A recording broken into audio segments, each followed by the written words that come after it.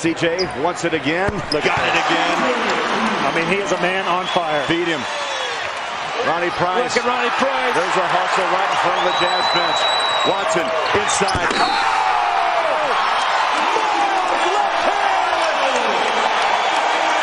Welcome to CJ Miles highlight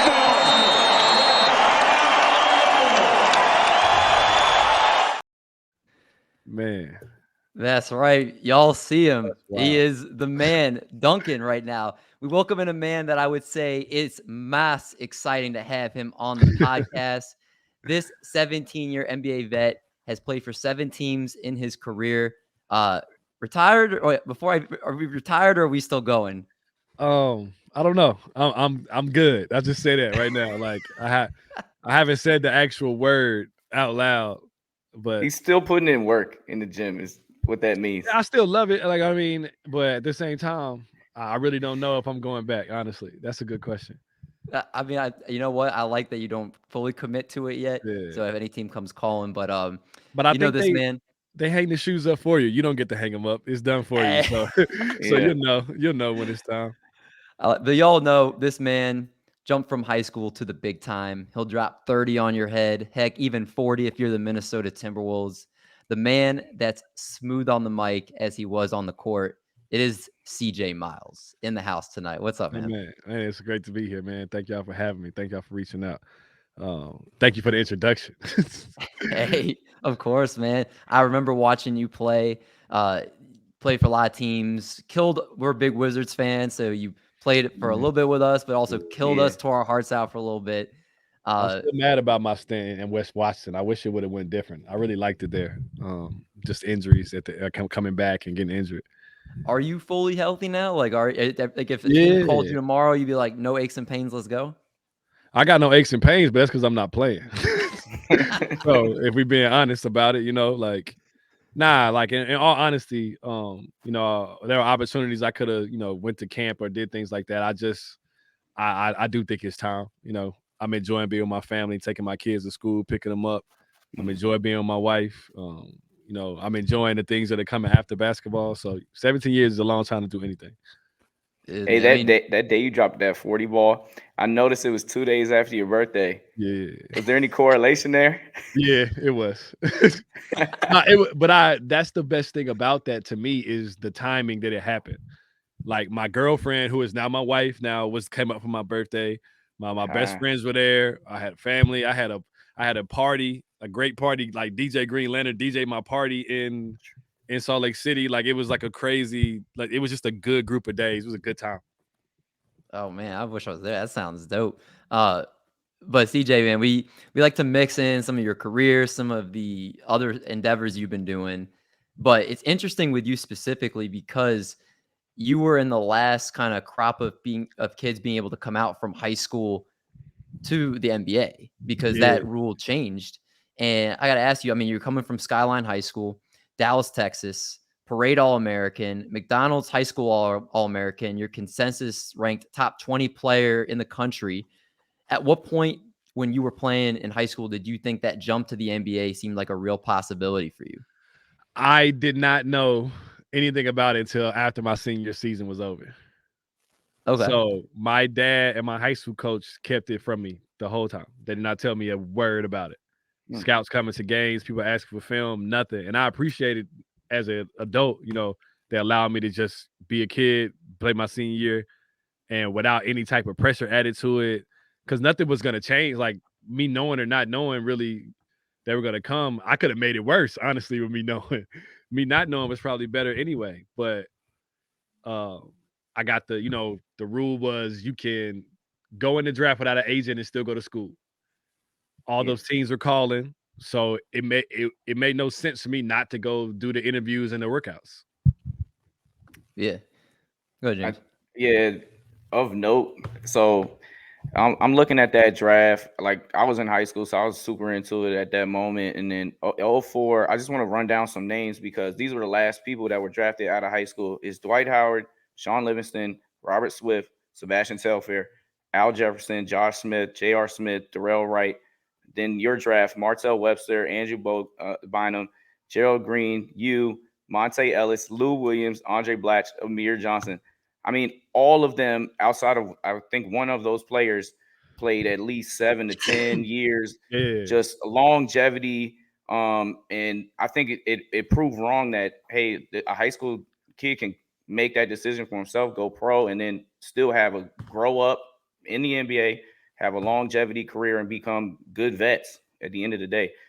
Like, what's your stance on, kids being able to make that decision? And is there a family with y'all high school guys? Because I listen to Knuckleheads, and it seems like the high school players that went pro, they seem like they have like a certain family. Yeah. So speaking on the family part, I grew up, my dad's a minister. I grew up in a church home, like a strict home, like, talking about like dad that threw my CDs out my car window when he got in and heard the type of music I was listening to, like that type thing. But as far as just the stance on it, I think I understand why it was done, because there's a lot of guys that, that we don't name, that don't pan out, that don't get more than a year, that maybe going 2 years in college turns him into a 10-year pro, an all-star, maybe go lottery, things like that. But I think if a guy has a chance and there's a guy that's the best route for him, taking it away from him, it's kind of hard. Like, you can't really tell people what to not do or do, but you also miss him with a legacy, like a story of a guy who gets to the NBA, say he can't goes to school, and the route just goes bad. Something happens with the coach, injuries, this, that, and the third. Obviously, we don't know if that's going to happen in the NBA too, but it's just hard to put your fingers on it, right? Yeah, I don't think there's a perfect answer. You being a success story, and then everybody else that was there those last 2 years, is just, I feel like it could be up to the kid to make the decision. Of course, there's going to be good and bad stories out of it. And then there's so many avenues these days where kids actually are making a little money, and they're working on their game, and they're really proving themselves, as you've seen firsthand. Yeah, that's a good thing too, is that them being able to make money now kind of takes that dynamic out, where guys just do it because they need it. They just in a bad situation, something's going on. Like, there's so many stories, guys got family members sick and they can help them if they go right now, and it doesn't pan out, but they spend that whole first check just on the family, and now no job, no school experience, you know what I mean? Nothing like that. That hurts. But now having that situation where they can make money in college and in even high school, it's definitely a blessing for them. Now I gotta ask you, CJ. So, talking about like the money and stuff. So you committed to the University of Texas at Austin. You said that you would attend there if you didn't get selected in the first round. You ended up going in the second round, but the Jazz gave you a 2-year guaranteed contract, which is rare for second round picks, especially at 18 years of age. You became the youngest player in Jazz history. Was it once they told you they would give you that guaranteed money that made the decision for you to forego college, or was it other things that, whether it was just being with the Jazz or other things out there that made you want to make that jump? It wasn't even the money. It was the time.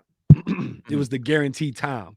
Like, yes, that's guaranteed money, but guaranteed me 2 years where I could be there and I could work. I never doubted my work ethic or I knew what I was setting out to do. I knew what I wanted. So I just wanted to make sure I was given a fair shot at it, that I was given the time, knowing that the first year I probably wasn't going to get to play much, going to a coach that has verbally said he does not like young players.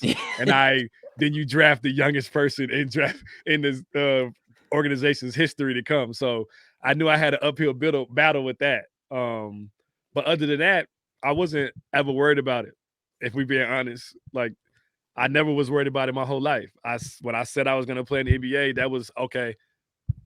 We're just going to move in the ways that allow me to do that. Yeah, it's crazy. You bring that up. Like, Sloan had I don't remember the quote 100% at the top of my head, but I know it was something like, you don't want him to wear diapers or like a jock strap or something like that. I know the quote. I mean, yeah, like, I know the quote. A quote like that, like, that's crazy. But I've heard you talk about Jerry Sloan before, rest in peace. And you've told him, or you've talked about, like, he's a fiery coach. But he's a great coach. He knows how to motivate players. He's for that time period, like, he seemed like he really knew how to get the best out of you guys. And it sounds like you guys were able to really still have a good rapport with each other, even after kind of a rough early beginning, it sounds like. So the funny thing is, that's not even rough. It was to when people ask me about that, I was like, I've heard so much worse things than that from that man already to my face. So like that doesn't bother me. But the biggest thing about him is that he was fair. He was honest. He was true to his word. You work, you prove that you're supposed to play. I'm gonna find a way to get you to play. And what you do with that is on you. But I always knew that everything he said to me was out of making me better, out of love, out of pushing me. So I never took it personal. I took it as like he wanted more from me, which is why my career was able to last and why I had good years under him. Yeah, going in 18, I mean, you're still, young, immature, you're growing up. So I'm sure he helped shape the man who you are today with all the time you spent. 100%. Like people don't. So there's another story that I never told before that solidified me knowing where he stood with me as far as, like I said, his honesty and him being fair. We were in Houston and my parents drove down to the game. It was one of the first times they were going to get to, see me play. I've been playing a little bit, but hadn't, I was still young, not playing a lot. And he gave my parents his tickets so they could sit closer. So, cause I didn't have the bread to be buying first row tickets and spending. They didn't want me spending money on that. So he gave me the coach's tickets. They were like right behind the bench. And then there's a point in the game where him and Phil get in the argument about who's going in the game and the sub. And I hear Coach Sloan say he deserves to play. I don't know who they talking about. I just hear that part. He says it real loud. Turns around, points at me and puts me in the game, calls the first 3 plays that I'm in the game for me. Wow. Like did that for me on the spot, on the road in Houston. Close game, all that. That's, what's interesting? From that day, he could have said anything to me after that day. Yeah.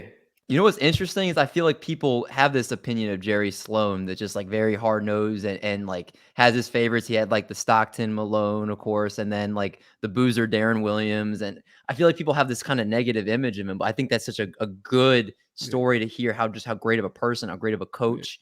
And that's awesome, man. He was great to me, man. Like I'm getting emotional thinking about it again now. Like I cried on the interview. I did a phone interview when I found that he passed away, cried on the interview. Like he was so much to me. There was so many days he called me in that office and we sat and talked.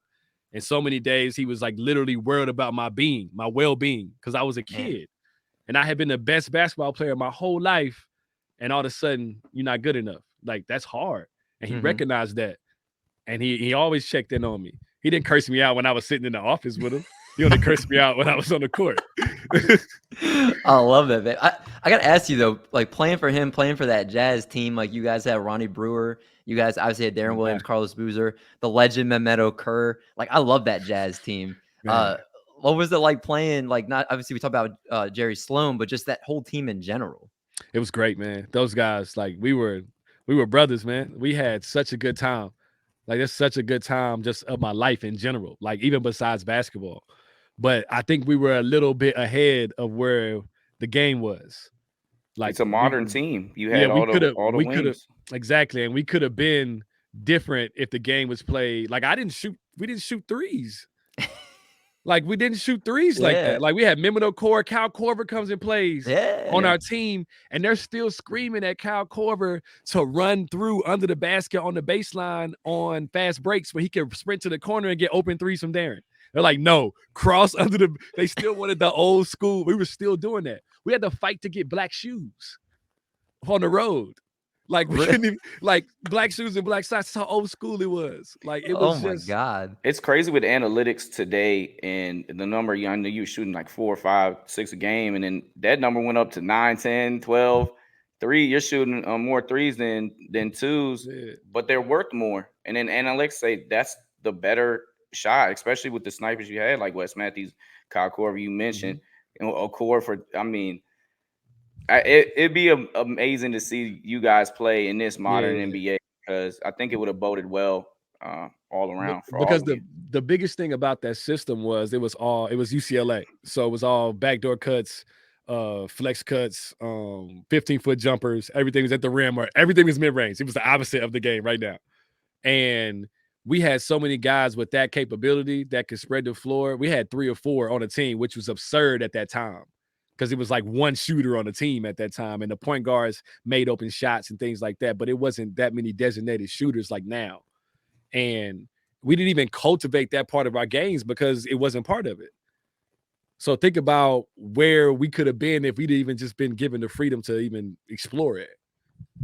I would have loved to see that. One of the things, though, with you that was interesting was you were still shooting threes, but your 3-point percentage shot up like a rocket once you got out of Utah and you went to Cleveland. Just for example, in Utah, your last 2 years, 32% and then 30%. And then you get to Cleveland, it goes up to 38%, 39% the next 2 years, and it even gets up to 41% your last year in Indiana. Is it just because you shot more threes to where you felt like you were more confident with them, or did you do something in your prep to be able to just consistently make more threes? Mike Brown. I got to Cleveland and Mike Brown told me to my face, you shoot the ball too well to not work more on that part of your game. Because I was just known as straight streaky at that time. I could score. I would get hot and I can make any type of shot, but I wasn't a shooter. It just depended on if I was going at that time. That's just what I was. I was still young, still bouncy. So like I was just I've been playing in a system. So I hadn't really, gotten a real identity. I just played hard and knew how to make the reads out of a system I had played in for 7 years. I got there my second year in Cleveland. He came in after I had Byron Scott the first year, and he said that to me, and it just kind of clicked for me. And I went to working on it. I was playing with Kyrie, so it gave me opportunity for more minutes because only time I was getting the ball from him was on a kick out or in the clock. So that was the thing. That's what changed it. And that's what got me to Indiana. Yeah, I mean, in Indiana, you completely just like balled out at that point. Like you had your career high in points per game, 13.5 points per game, still shot over 80% from the free throw line for 3 straight seasons. And again, averaging at that point too, 26 minutes a game. Like you had to feel like coming in as a second round pick, kind of working your way up in Utah to where you were getting more minutes. And then you're a legit scorer. You're a legit shooter. People like teams are actively trying to pursue you, and you're just making your mark in the league at this point. Yeah, I tell you, it's like I had 3 careers. my first stint in Utah, and then the middle section, and then the bench dad in Toronto. Like it was crazy. It was crazy how it happened. It happened so fast though. But that middle time, I just got caught up in the small ball trying to figure it out. I was playing too much power forward when everybody hadn't went small yet. So I was guarding Dirk Nowitzki, Kevin Garnett, Derek Favors, Louis Scola, Zach Randolph. Like these guys are coming in the building, and I'm the one that's taking these hits in the chest. And we hadn't figured out how to play offense to utilize me against them yet. I was just spacing. I think it's funny you say, but that's an evolution of a basketball player. You have to change as your game grows, whether you're adding things on it. Because I remember Utah days, and you always used to thump it at the rim. Like I don't know, if it was the left hand, the left hand, but it just sounded harder than a regular dump. And then when you talk about the Cleveland and the Indianapolis days, your step back, like all of a sudden you're doing stuff off the dribble and you're making really difficult shots. And I know if you make one of them, the next time you're coming down, it's probably going to go up, which was good for your team because you knew that you did have those streaky moments. But then it was instead of 2 and 4 points, now we're talking about 3 and 6, 9. So yeah, I took pride in, especially in Cleveland coming off the bench. I wanted to kind of reinvent myself also. I wanted to show that I had those things still because I hadn't really done them since I was in high school. It was like sparingly in Utah when people were hurt and I had more time with the ball and things like that. But I really wanted to in that opportunity, like I was doing 11, 12 points a night. I was playing 19 minutes a game that season. Like I'm producing. Like I'm coming off of that thing and I'm like, let's throw it to me and I'm going. And I kind of took on an identity from that. Yeah, your per 36 is always 18, 19 that entire career. Even that the first year in Utah, he was 15 per 36. So did you enjoy coming off the bench more and bringing that energy, or would you prefer to start? It's I don't know. I enjoyed off the bench more because the opportunities I got to get myself in the game were different. I got to be more aggressive. I wasn't always on the floor with the star. So then I created myself a rhythm, and when the star came back, I could go back to playing off the ball and be fine because I got a feel for the game and I got myself going, and I make the game better for him now because now I even bring more spacing. Guys are guarding me different. Like I'm getting the best defender some nights. I'm getting or the second best defender, or the game plan is rotated towards the way people set screens for me. I changed the game that way, and that was what I wanted. Like I wanted that recognition. I wanted to be a player in the league. Was it harder to like when you come off the bench and you have guys that already are in the game and you're trying to get your feet under you to start? Do you find that difficult? Was it like, hey, I'm coming in cold. These guys have been on the floor 5 or 6 minutes or whatever it is? No, so I started to play tricks for myself. Like I just started to like make myself feel like I was ahead because I would sit on the bench and pick apart what they were doing. So I would come in the game and go right at the weak spot that I already saw. So I'm 2 steps faster because I know exactly what I'm about to do anyway. Because I know the way you're guarding the pick and rolls, or I know the way you're not rotating on the backside, whatever it is. So that was the way I kept myself involved in it. I like that, man. So you're pretty much a student of the game. As much as you love playing and being out there, you're just a basketball head. Like you love just being able to pick apart things, whether you're on the court or just analyzing things. Yeah, I'm what they call a purist. I'm one of those guys that just love it any type of way. Like I can find something good out of it in any place, any gym. I like that. So let me ask you a question. So this is kind of off. James and I were talking about what we'd ask you before the show. But this is something James doesn't know about to ask. So on this show, we have a couple bold claims. I would like to hear your thoughts on them. Okay. So one of our guys, Brad, who couldn't make the show tonight, he says Andre Drummond's the best rebounder of all time because if his per 48 minutes rebounds, they're astronomical. Do you agree? Of all time? Of all time. Like you look at the per 48 minutes, it's insane. I'm not trying to take away from Andre Drummond. I didn't mean to laugh either because I'm not about to downplay it, but we got to look at it's comical. We got to look at the pace of Andre Drummond's game that he played. How many more shots are taken and how much faster the game is. Second of all, I saw Dwight Howard in Orlando. I saw Superman Dwight Howard. I saw that. I saw who else did I see that was crazy? Ben Wallace obviously was. I saw Ben Wallace in Detroit. I saw that. He's doing it at my size. He's like 6'6", 6'7". Yeah, what Rodman did was just so his ability to react and grab. We didn't even get there. I think you almost got as far as the way he rebounded. I think you got to give it to Rodman. He rebounded outside of his space. Yeah. Every type of rebound, dove in the stands, did every single thing, offensive and defensively. No offense to Johnny Drummond. He's definitely in the top of whatever number of tops you want to put it in, but I don't know if I can give him the greatest of all time. What about this one? This one is, I think Anthony Edwards is the best dunker of all time. Now, look. How many dunks does he have? But look. You see, like obviously Vince Carter in the dunk. You see, like Vince Carter in the dunk. I know, right?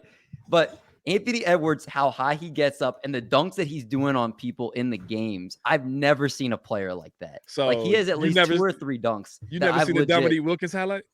I have, but like he's not doing what Anthony Edwards legit, like his chest is like at the rim, it feels like, and he's literally throwing guys down. Like he's not. I've never seen anybody dunk like him. He's not the best dunker in the league right now. Who's the best dunker in the league right now? I don't know. I don't think it's him. I think he's up there. I'm with you on what he's doing, but of all time, Vince Carter is definitely the best dunker of all time. That dunk he had on the Bulls, man. I watched that like 500 times. We're speaking in game. It changes the conversation a little bit. Okay, let's say in-game dunker. He's high on in-game dunk. He's done some dunks that like you said that are, but LeBron's got some in-game dunks that are insane. They do. He does. His body count is so high.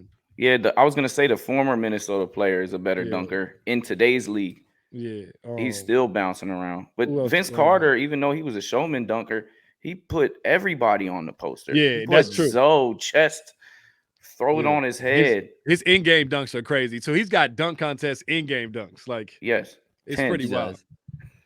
And Dominique Wilkins and Michael Jordan and Kobe Bryant. It's a good list, yeah. He's got a long way to go Tracy before McGrady. we put him in any Tracy conversation. McGrady, Kevin Durant. We can go. We can. And then there's some people that we're not even gonna think of, and we'll look at some highlights. And, oh yeah, that was Desmond Mason. Desmond Mason, like, Fred you know what Jones. I mean? Exactly. We can start naming guys like that who were straight. Gerald dunkers. Green. Gerald Green. Year 2005. He's definitely not a better dunker than Joe Green. Gerald Green's a good dunker. I don't know, man. Anthony Edwards is a different type of man. I don't know. You're right. I'm not. But the best dunker of all time is crazy. Wow. I'm going to stick to that. This one might not be as crazy because I've heard other people talk about it. Let's be the last one. Is Kyrie Irving the most skilled player of all time? The shots that he hits I've never seen that either. I'm not mad at this argument. I could be on either side on either day, one day. I honestly think him and Kevin Durant are like top ever talented people, skillful players. I think if Kyrie was 2 inches taller, he's the best player in the world. Agreed. I say this all the time. He's the best finisher, under rim finisher of all time. Nobody creates shots like him. Nope. Nobody. And he plays big. He posts the same. He'll post up a guy that's 3 inches taller than him and shoot fadeaways like he's Kobe. That's who he is. He's like the mirror. He's like the evolution of it. He's all Kobe stuff. And like, he's just got he's got a different twitch than Kobe had. Mm-hmm. He changes speeds well. He's got his handles, obviously, might be the greatest handle of all time too. Like, so there's certain players, and obviously if you're in the NBA, you're like insanely good. But there are only a certain few players that when you see them with the basketball, that you're like, there is no way in 100 years I would be able to do half of what they're doing in terms of just the way they're able to move the ball, the shots that they're making, the finish, like the way they put the ball, like the angles they off the glass. Like I literally watch him. Like I remember the most recent time watching him where like I had that moment was when he had that 60 on Orlando. Was it a year ago, 2 years ago? Mm-hmm. And just how literally he could just do whatever he wanted. You put 2 or 3 people on him, he could still doesn't matter. Yeah. And some guys that you feel like they just meant to play basketball, right? Like, yeah, it's like the Steph Curry thing we talk about. Like, if he gave you everything he did in his workout and you did everything he done, you probably still wouldn't be able to shoot the ball like him. There's something he possesses that allows him to just elevate that talent and skill level to another thing. Partly because he grew up around the NBA and his dad was one of the best shooters of all time too. Probably doesn't make it hard to imagine, but. Like Kyrie, I know he's one of those guys who just imagines about basketball scenarios. Well, and Rod Strickland being Godfather helps a lot. Exactly. And you can see some Rod Strickland in his game. Like, you can see some of it. Rod Strickland, one of the coldest people no one ever talks about when it's talk about the wow factor and pure entertainment, watching him. Nick Van Exel, people on the skates, his finishing ability around the rim. I love the Nick Van Exel. I love talking like that time period with someone that's you love a skilled lefty hooper. Is he wait, hold on. Is he your favorite lefty? I wanted to throw that in at one point. Who's because of course you gotta love the lefties. Him. I love Tony Kukoc. I love who else? LO? The Goods. Yeah, man. You know, I used to really love this is like, I don't know if he's on everybody's. I used to love Troy Murphy. I love Troy Murphy, man. Golden State and Indiana. Yeah. Oh man, like he used to reverse dunk like it was such ease all the time. That was one of my favorite things about him. He catch like a pass in the dunker and just reverse dunk it. Like he was one of my favorits. That was a sneaky call right there. Oh, man, this is nostalgia right now, thought about him, man. I love talking about. But back to you though. I don't want to talk about. I mean, we can talk basketball. I can talk basketball all night. I know, James, you were trying to talk about the Western Conference semis. Oh yeah, so I know we've actually brought up Bean a couple times already, but so and rest in peace to him.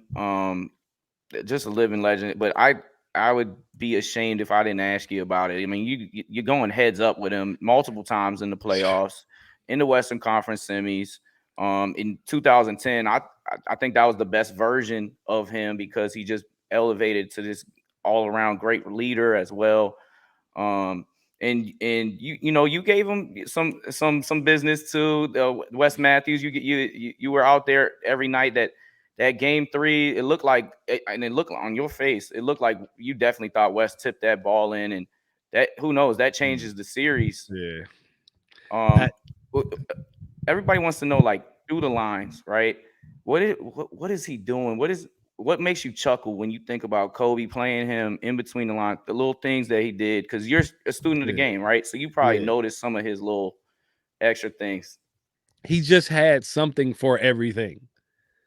So, and he had done it so much that it wasn't even a thought. It's like the Bruce Lee quote, like when he says like his goal is to not have any technique, for it just to be like expression, flowing like water, like just flowing, right? So that's what it felt like. It felt like he just had something for everything. So like when I thought I had him bothered up on the baseline, sending him to his left, he had a reverse pivot to a pump fake, pivoting back to a fadeaway going out of bounds. And he shot, and they should talk about him shooting the craziest shots after practice, like 70 at a time. Like the shots that we thought that he was just making, he was practicing those shots. Like left hand threes. Yeah, he was doing stuff like that. Like, so I used to joke, like I always felt like he missed because he missed, not because of something I did. Like it was like he was gonna fix it the next time down. I got a story about him actually, not in the playoffs. I'm guarding him in LA on the road, right? And I'm just having a good night this night. I'm getting my hand on the ball a little bit. I got him like just kind of out of his rhythm a little bit. It's just one of those days. And he's trying to just find it. I'm getting like tips on his pickup so he can't get clean shots. And I'm just, then I got to charge. I'm just, having a good half. First half comes. They take him out because he's got 2 fouls at the end of the first half. I'm still in the game standing beside him. He looks at me and he said, I got something for that, CJ. That's what he says to me in my face, right? Looks at me. He walks, he's looking at me as he walks off like, yeah, I got you. And we go into the locker room and I sit down. I put a towel in my hair. I'm like, this man is about to shoot the ball 40 times in 20 minutes. Yes, ma'am. I'm sorry. Special appearance. Okay, can you go? This is Nadia, by the way. Can you go? Hi, Nadia. Can you go ask mommy? Hi. Hi, Nadia. Can you go ask mommy or Uncle Cam? Thank you. Yeah, take it. Oh, sorry. What a blessing. There you go.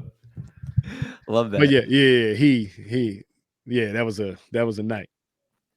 Oh, but yeah. So what did he do when he got back on the second half? It wasn't crazy, but he was Kobe still. Like it didn't happen. Nothing happened. We ended up winning the game. And I remember guys like some of the homies there, like Paul Millsap's brothers that lived in Utah. We were all close, and they had came out there. Some other people that came to the game, they were like commenting on like me having a good defensive night. And I was like, yo, let's not talk about this too loud. Like I do not want, because there's no telling like Kobe. I seen him celebrating and now the next time I see him, he give me 75 or he hit me with the Jalen Rose treatment. And yeah, we all know about that 80.